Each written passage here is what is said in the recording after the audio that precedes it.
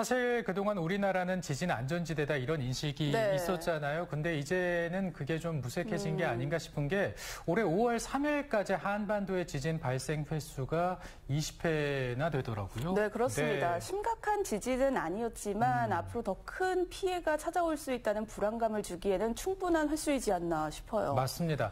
그래서 오늘은요, 지진에 대해서 좀 자세히 알아보겠습니다. 원광대학교 소방행정학과 조성 교수 스튜디오에 나와 있습니다. 안녕하세요, 교수님. 안녕하세요. 네, 5월 첫째 주까지 한반도 발생 지진 횟수가 20회면 이거 적은 횟수는 아니지 싶어요. 네, 최근에 많이 늘어나고 있다라는 게 눈에 보이는 것 같습니다. 작년 한 해만 해도 우리나라에서 일어난 지진이 106건이라고 알려져 있거든요.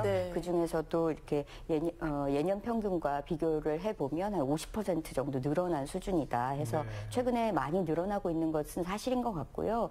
지금까지 일어난 것들 중에서도 규모 2.0 이상이 18건 이렇게 보고가 되고 있어요. 그래서 뭐 핵실험으로 집안이 약해져 있는 함격분도 지역에 주로 많이 발생하고는 있지만 그 남한만 보더라도 전남이라든지 경북이라든지 이렇게 어느 지역이라고 특정하기 조금 어려운 수준으로 다양하게 발생을 하고 있습니다. 크고 작은 지진들이 많이 일어난다는 것만으로도 조금 경각심을 가질 필요가 있는데 특히나 더 큰 규모의 지진이 올 수도 있다라는 예측들이 나오고 있어서 조금 주의가 필요한 것 같습니다. 네, 특히 지난 4월 22일에 발생한 경북 칠곡의 지진은 흔들림은 느낀 분들도 있다고 하더라고요. 네, 그 경북에서 발생한 지진이 규모 2.6이었는데요. 실제로는 우리가 규모하고 진도는 조금 구분해서 보실 필요가 있어요. 이제 보통 규모라고 하면 원래 갖고 있는 그 힘의 크기, 에너지의 크기이고요. 진도라는 것은 사람들에게 느껴지는 크기입니다. 그러다 보니까 규모가 조금 작다 하더라도 가까운 곳에서 발생을 하게 되면 더 크게 느낄 수밖에 없고 규모가 큰 지진이라고 하더라도 먼 곳에서 있었다면 아마 느껴지는 크기는 작을 수밖에 없거든요. 그래서 경북 지역에서 발생했던 칠곡에서 발생한 지진이 규모는 좀 작았지만 실제로는 지진이 발생한 진앙이 칠곡에서 서쪽으로 한 5km 떨어진 지역에서 있었고 또한 발생했던 깊이도 한 6km 정도로 우리나라에서 올해 발생했던 것들 중에 가장 얕은 지점에서 발생을 했어요. 그러다 보니까 경북 지역 인근에서는 한 진도를 4 정도 느꼈다라고 이제 알려지고 있는데 보통 진도 4 정도라고 하면 실내에 있는 많은 사람들이 이제 느낄 수가 있고 혹은 뭐 예민한 분들 같은 경우에는 잠에서 깰 수 있는 정도의 느낌이라고 하거든요. 충북에서도 한 규모 2 정도, 진도 2 정도 느꼈다라고 말씀을 하시는데 그 정도는 이제 조용한 상태에 있다면 이제 소수의 사람들이 느낄 수 있고 혹은 공중에 매달려 있는 물체들이 있는데 이것들이 약간 미세하게 흔들리는 것을 감지할 정도, 이 정도 크기라고 할 수가 있습니다.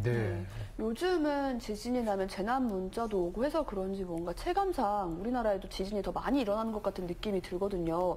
예전에 학교 다닐 때 배웠던 거 생각해보면 우리나라는 이 지진에서는 그래도 안전지대다, 그 불의 고리를 피해 있다 이런 얘기를 좀 들었었던 것 같은데 맞나요? 어떤가요?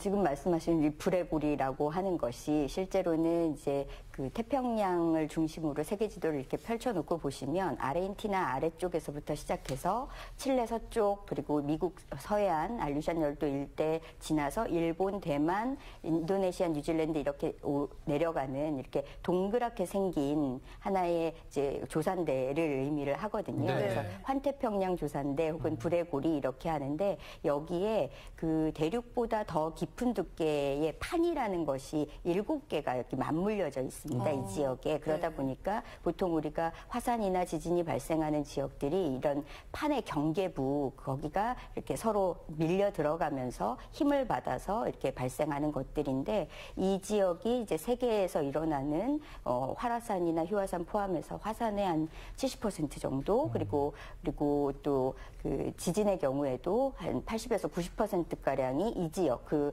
고리 부근에서 발생을 한다라고 해서 불레고리라는 게 굉장히 위험성이 높은 지역으로 알려져 있습니다. 우리나라는 이 경계부에는 속해 있지 않아요. 그렇지만 이제 한 10%에서 20% 확률로 일어날 수 있는 가능성이 여전히 존재를 하고 그리고 또한 옆에 일본의 영향도 받을 수 있기 때문에 사실은 우리나라에서 발생하는 지진 자체가 이 불레고리 영향은 아니겠지만 다른 외부적인 그 간접적인 영향들은 있을 수 있습니다. 네, 앞서 이제 말씀하신 것 가운데 일본 말씀하셨지만 일본에서 지진 발생하게 되면 우리나라는 또 바짝 긴장을 하게 됩니다. 그렇게 생각되는 것이 어떤 영향이 있지 않을까 이런 생각을 지을 수가 없거든요. 네, 말씀하신 것처럼 그 우리가 일본이랑 완전히 동일한 수준의 지각 그 수준을 갖고 있지는 않지만 일본이랑 물리적인 거리가 일단 가깝고요. 그렇죠. 그리고 일본은 아까 말씀드린 그 불레고리 환태평양 주산대의 아주 대표적인 국가이죠. 거기에 속해 있는.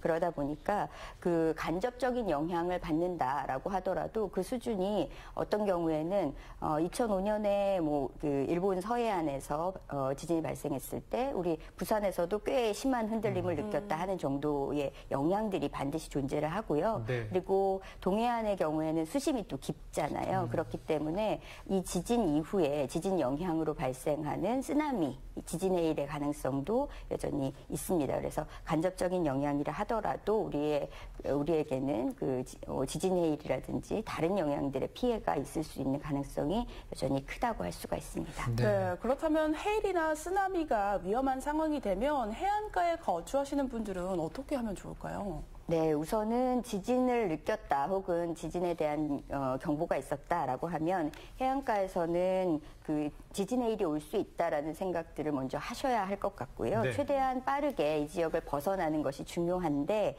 즉시 높은 곳으로 대피하는 것이 필요합니다.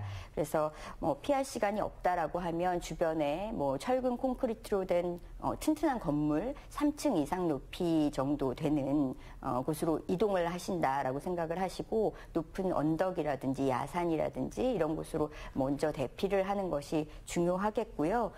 내가 있는 지역이 지진의 위험이 있다라고 미리 좀 알고 계시는 것이 필요하잖아요. 그런 경우에는 지진의 일이 있게 되면 2차적으로 뭐 전기가 끊긴다거나 가스가 끊긴다거나 할 수 있어요. 그렇기 때문에 뭐 비상 소지품들 같은 것도 미리 좀 갖춰 놓으시는 게 필요할 것 같습니다. 그리고 지진의 일의 경우에는 한 번 파도가 왔다 갔다고 해서 끝나는 일이 아니에요. 계속해서 연쇄적으로 이 파도가 일어날 수 있기 때문에 지진의 일 특보가 해제될 때까지는 어느 정도 주의를 기울이시면서 낮은 곳으로는 가지 않도록 하시는 것이 좋겠습니다.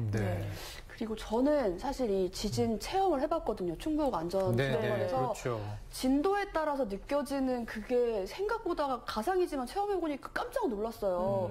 진도에 따른 그 강도, 우리가 느낄 수 있는 그 기준들을 한번 직접 설명을 해주셔도 좋을 것 같아요. 네, 지금 체험해보셨다고 하니까 그 진도와 규모를 좀 구분해서 보실 필요 있다 말씀드렸는데 느껴지는 정도는 이제 지역별로도 차이가 있게 되잖아요. 그래서 진도 2 정도 크기라고 하면 우리가 보통 이제 우리나라에서 쓰는 이 용어들은 그 진도 계급을 1에서 12까지로 나눕니다. 그래서 이 정도 크기는 조용한 상태에 있는 뭐 소수의 사람만 느낄 수 있는 정도다 한다면 뭐 한 3 정도 되면 실내에서 약간 높은 곳에 있는 사람들이 느끼면서 차가 정지해 있는 상태에서 살짝 흔들리는 정도가 감지가 되고요. 진도 4 정도 된다면 아까 말씀드린 것처럼 이렇게 밤에 잠이 깨는 분들도 있는 정도가 되고요. 그릇이나 창문이나 이런 것들이 좀 흔들린다라는 정도입니다. 그런데 보통 이제 무섭게 느끼셨다 하는 정도 되려면 5 이상 정도는 돼야 될 것 같아요.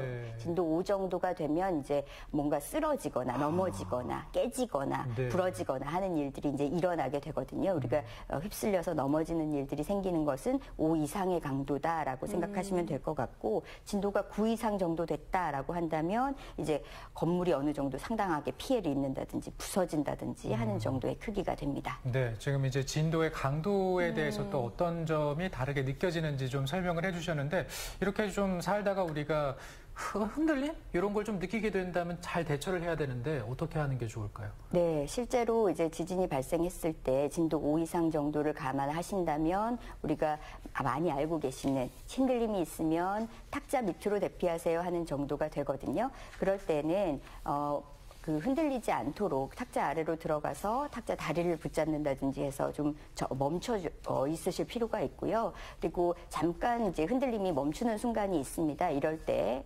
재빠르게 전기나 가스를 차단하고 출입문을 열어서 출입할 수 있는 통로를 확보하시는 것이 매우 중요합니다. 흔들림이 멈추고 난 이후에 출입문 통해서 바깥으로 나오실 때는 계단을 이용하셔야 되고 반드시 엘리베이터 사용은 금하시는 것이 좋겠습니다. 알겠습니다.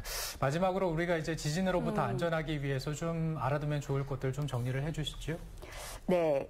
우리 지진이 발생했을 때 피해를 줄일 수 있는 방법이 있을까라고 많이들 물어보시는데 우리가 사실 지진을 모두 다 예측할 수는 없지만 피해를 줄이기 위해서 사전에 내진 설계를 한다든지 하는 준비들을 조금 철저히 하시는 것이 필요합니다. 내진 설계는 체계적으로 오랫동안 준비해야 되고 예산도 사실 많이 드는 일이라서 시민들께서 이런 부분들에 투자가 많이 이루어질 수 있게 좀 관심을 가지셨으면 좋겠습니다. 네, 정말 잘 대비가 돼 있다면 피해를 줄일 수 있다는 것도 기억해 주시길 바라면서 오늘 조성 교수와 인터뷰 여기서 정리하겠습니다. 오늘 고맙습니다. 감사합니다. 희은 씨 오늘 소식 잘 들었어요? 감사합니다. 건강을 위해서 챙겨 먹으면 좋은 채소 가운데 하나가 양배추가 있는데요. 방울토마토처럼 작은 그 방울토마토가 아닌 방울양배추가 있습니다. 네. 이게 이제 일반 양배추보다는 그 항암 성분이 2배 가까이 많이 들어있다고 하네요. 네, 그렇습니다. 바로 설포라탄이라는 성분인데요. 네. 여러 연구를 통해서 암세포를 없애는 면역세포를 돕는 것으로 알려졌다고 합니다. 그리고 미세먼지를 배출하는 데도 좋다고 하니까 봄철 방울양배추 많이 챙겨보시면 어떨까요? 네, 오늘도 건강하게 보내시고요. 저희는 다음 주에 또 인사드리겠습니다. 고맙습니다.